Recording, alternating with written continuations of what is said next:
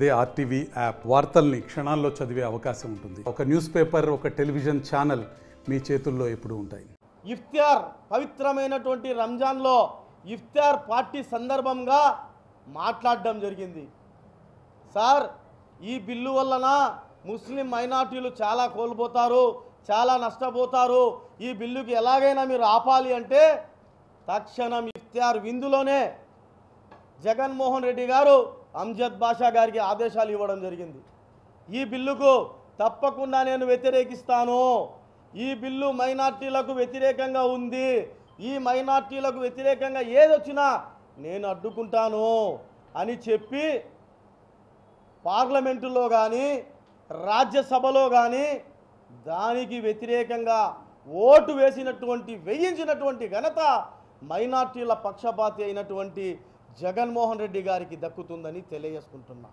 మరి ఇప్పుడు రాజ్యసభలో కానివ్వండి, మళ్ళా అలాగే పార్లమెంటులో కానివ్వండి, వ్యతిరేకంగా ఓటు వేసినటువంటి సాక్ష్యాధారాలు మా దగ్గర ఉన్నాయి. తెలుగుదేశం పార్టీ వాళ్ళు ఏం చెప్పారో తెలుసా? వాళ్ళు చేసినటువంటి విప్పు, ఇది ఏం విప్పు తెలుసా? ఈ యొక్క వక్ఫ్ బోర్డ్ అమెండ్మెంట్ బిల్లుకు మీరు మద్దతుగా ఓటు వేయండి, అంటే ముస్లిం మైనార్టీల వెన్ను విరిచండి అనే విధంగా వారు ఆ రోజు ఈ యొక్క విప్పును జారీ చేసింది నిజమా కాదా అని అడుగుతున్నాం. ఆ రోజు ఇఫ్తియార్ పార్టీలో పవిత్రమైనటువంటి రంజాన్ మాసంలో నేను ముస్లింల మీద ఈగగుల వాలనీయనని చెప్పినటువంటి చంద్రబాబు నాయుడు గారు ఈ విధంగా ముస్లిం మైనార్టీలను ఈ బిల్లుకు మద్దతు చంద్రబాబు నాయుడు గారు విప్పు ద్వారా తెలియజేయడం జరిగిందా లేదా అని అడుగుతున్నాం. మరి అంతేకాకుండా మా యొక్క జగన్మోహన్ రెడ్డి గారు మా యొక్క ముస్లిం మైనార్టీల బాధక సాధకులు తెలిసినటువంటి వ్యక్తి. ఆయన రాజ్యసభలో కానివ్వండి, పార్లమెంటులో కానివ్వండి, తప్పకుండా ఈ బిల్లుకు వ్యతిరేకంగా మీరు ఓటు వేయాలని విప్పు జారీ చేసినటువంటి లెటర్ ఇది. మీకు ఎక్కడైనా దొరుకుతుంది. కానీ కొందరు తెలుగుదేశం పార్టీ నాయకులు, తెలిసి తెలియనటువంటి నాయకులు, అవగాహన లేనటువంటి నాయకులు ఏమంటారో తెలుసా? డేట్ ఇక్కడ లేదంట. అయ్యా, డేటు ఆ యొక్క కంప్యూటర్లో ఈ యొక్క 4 పేపర్కు సంబంధించి కొంచెం ముందు వెనకల ఉంటుంది. ఇది డేటు కాదా? ఉత్త మాటలు చెప్తే ఎవరు నమ్మరు, ఏది చేయరు. మేమైతే మా నాయకుడు చెప్పాడంటే చేస్తాడంటే వెనకడుగు వేయరు. ఏ పొద్దైనా ఎప్పుడైనా ఎక్కడైనా ఒక్కసారి ఇది చేస్తున్నాము అంటే అదే పోతాడు, కానీ వెనక్కి రాడు.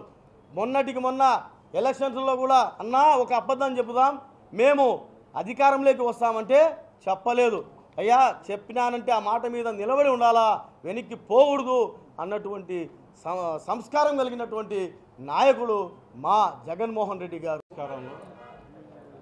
ఈరోజు మనం బాబాసాహెబ్ అంబేద్కర్ గారి జయంతి రోజున చెప్పుకోవాల్సి వస్తుందంటే మాకు చాలా బాధగా ఉంది. ఎందుకంటే ఇండియాలో నివసించేదానికి ఎవరైనా అర్హులే. ఎందుకంటే ఇది స్వతంత్ర భారతదేశం.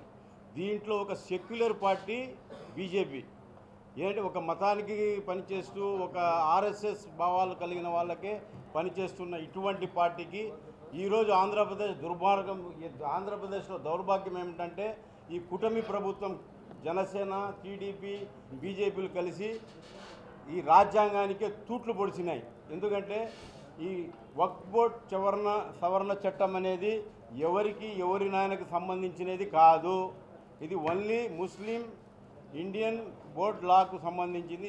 దీంట్లో ఏమిటంటే అందరూ ముస్లింలకు పూర్వీకులు వక్ఫ్లో అంటే దానంగా వాళ్ళే చేసుకోవాలి, వాళ్ళే అనుభవించుకోవాలని ఇచ్చిన ఈ పర్సనల్ వాళ్ళు వక్ఫ్ బోర్డు ప్రాపర్టీస్ అన్నీ ఈరోజు ఇండియాలోనే ఎక్కువ శాతం ఉండే ఈ వక్ఫ్ బోర్డు భూములను, వక్ఫ్ బోర్డు ఆస్తులను అందరినీ లాక్కోవాలనే ఉద్దేశంతో ఈరోజు బీజేపీకి అక్కడ బలం ఉందని ఈ మొత్తం కూటమి ప్రభుత్వాలందరినీ తీసుకుంటూ ముస్లింలకు అన్యాయం చేయాలని మొత్తం ఇండియాలో ట్రోడ్ ముస్లింలకు పరేషాన్ చేస్తున్నారు వీళ్ళందరూ కలిసి. ఎందుకంటే వాళ్ళకు ఏవి ఇంకా ఎలక్షన్లకు పోయేదానికి ఏమీ లేదు.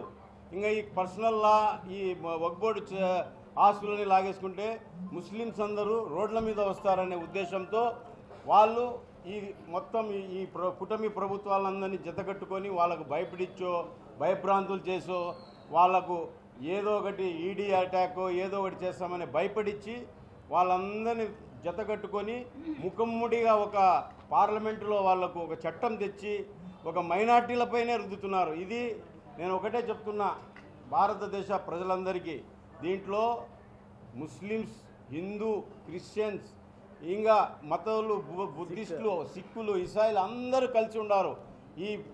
ఈ ముస్లింల పైన దౌర్జన్యం అయిపోయింది అనుకోండి, మళ్ళీ క్రిస్టియన్ల పైన పడతారు. వాళ్ళది అయిపోయింది అనుకోండి, సిక్కుల పైన పడతారు. పోయినసారి చూసారా లేదా మీరు, ఎస్సీ ఎస్టీల పైన పడారు.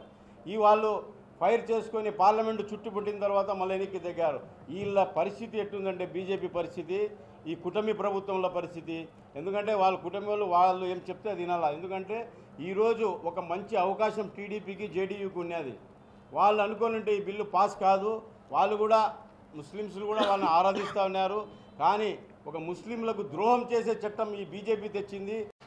మేము మన నాయకుడు అయిన ex chief minister Jaganmohan Reddy అన్నకి మేము కృతజ్ఞతలు చెప్పుకుంటున్నాం. ఎందుకంటే ఈ బిల్కి అపోజ్ చేసిన దానికోసము మన ఆంధ్రప్రదేశ్ ప్రభుత్వము, టీడీపీ ప్రభుత్వం, కూటమి ప్రభుత్వము మన 16 మంది టీడీపీ ఎంపీలు, 2 జేఎస్పీ ఎంపీలతో కూటమికు, జేడీఏకు సపోర్ట్ చేసింది. పార్లమెంట్లో, లోక్సభలో 2 ఎంపీలతో సపోర్ట్ చేసింది, 20 మందితో సపోర్ట్ చేసింది. అది టీడీపీ వాళ్ళు సపోర్ట్ చేయలేకుండా అంటే ఈరోజు వక్ఫ్ బోర్డు బిల్లే అయ్యేది ఉండే కాదు. ఎందుకంటే మన పార్టీ వ్యతిరేకించింది. ఇంకొకటి ముఖ్యంగా నేను చెప్పాల్సింది ఏమంటే, వక్ఫ్ బోర్డు బిల్ అయిన కొద్ది క్షణాల్లోనే మన ఆన్లైన్లో 900 ఎకరాలు మన ఆంధ్రప్రదేశ్ గవర్నమెంటు మన వక్ఫ్ బోర్డు ప్రాపర్టీ ఆన్లైన్లో పెట్టింది లీజ్కి ఇచ్చే దానికోసము. గుంటూరు, విజయవాడ, విశాఖపట్నం ఎవరినైనా సమ్ము అని మీరు పెట్టినారండి. ఇది ప్రాపర్టీ వచ్చేసి వక్ఫ్ బోర్డు ప్రాపర్టీ. ఆడ బిల్ అయినా కొన్ని గంటల్లోనే మీరు కావాలంటే ఆన్లైన్లో నుంచి చూసుకోవచ్చు. తీసి 900 ఎకరాలు దాదాపు మైనార్టీ ప్రాపర్టీ, వక్ఫ్ బోర్డు ప్రాపర్టీ 900 ఎకరాలు ఆన్లైన్లో పెట్టింది లీజ్కి ఇచ్చే దానికోసము. పెద్ద పెద్ద కంపెనీలకు, పెద్ద పెద్ద డబ్బులు ఉండే వాళ్ళకు. మన సమ్ము అది, మన ముత్తాతల సమ్ము అది. మనకు గవర్నమెంట్ వాళ్ళు ఇచ్చిన సమ్ము కాదు ఇది. వక్ఫ్ బోర్డు ప్రాపర్టీ అనేది మా తాత ముత్తాతల సమ్ము అది. ఇంకోటి మన కడపలో ఉండే, టీడీపీలో ఉండే ముస్లిం నాయకులు ఒకసారి పునరాలోచన చేసుకోవాల్సింది ఉంటుంది. ఎందుకంటే టీడీపీ ఎప్పటికీ ముస్లింల పక్షపాతి కాదని నేను తెలియజేసుకుంటున్నాను. ఇంకోటి ఖచ్చితంగా మన తమ్ముళ్ళు, అన్నోళ్ళు ఉన్నారు టీడీపీ పార్టీలో, వాళ్ళు ఆలోచించుకోవాలి ఒకసారి. ఎందుకంటే టీడీపీ పార్టీ ఎప్పటికీ ముస్లిం మైనార్టీ పార్టీ కాదు. ఇంతకుముందు గతంలో మన దివంగత వైఎస్ రాజశేఖర రెడ్డి ముస్లిం తోడు ఉన్నారు. ఇప్పుడు ఆయన తనయుడు వైఎస్ జగన్మోహన్ రెడ్డి గారు మన ముస్లిం తోడు ఉండాలని నేను ప్రతి ఒక్కరికి, మన ముస్లిం నాయకులు తెలుపుకుంటున్నాను. ప్రతి వీధిలో ఉద్యమం చేస్తాం. ఇంకోటి ముఖ్యంగా ఏమంటే, ఆంధ్రప్రదేశ్లో అయితే తెలీదు, కడపలో టీడీపీ, కాంగ్రెస్ 2, ఎవరు టీడీపీ ఎవరు కాంగ్రెస్ అనేది అర్థం కావడం లేదు. 2 పార్టీలు కలిసి ఉండాలి కడపలో. ఆంధ్రప్రదేశ్లో అయితే కాంగ్రెస్ వేరే, టీడీపీ వేరే, వైఎస్ఆర్సీపీ వేరే. కడపలో అయితే కాంగ్రెస్, టీడీపీ అంతా కలిసి ఉండాలి. అది కూడా కూటమిలో భాగంగా కాంగ్రెస్ అయిపోయింది. కడపకి సంబంధించి అయితే వైసీపీ వాళ్ళకి టార్గెట్ చేస్తున్నారు, దుష్ప్రచారం చేస్తున్నారు. ఇది అయితే మన షఫియన్న చెప్పినట్టు ఇది ఛానల్ అయితే ఏబిఎన్ఏ కదా. మరిన్ని వీడియోస్ కోసం ఛానల్ ని సబ్స్క్రైబ్ చేయండి. లేటెస్ట్ అప్డేట్స్ కోసం వాట్సాప్ ఛానల్ ని ఫాలో చేయండి. అండ్ లింక్ డిస్క్రిప్షన్ లో ఉంది.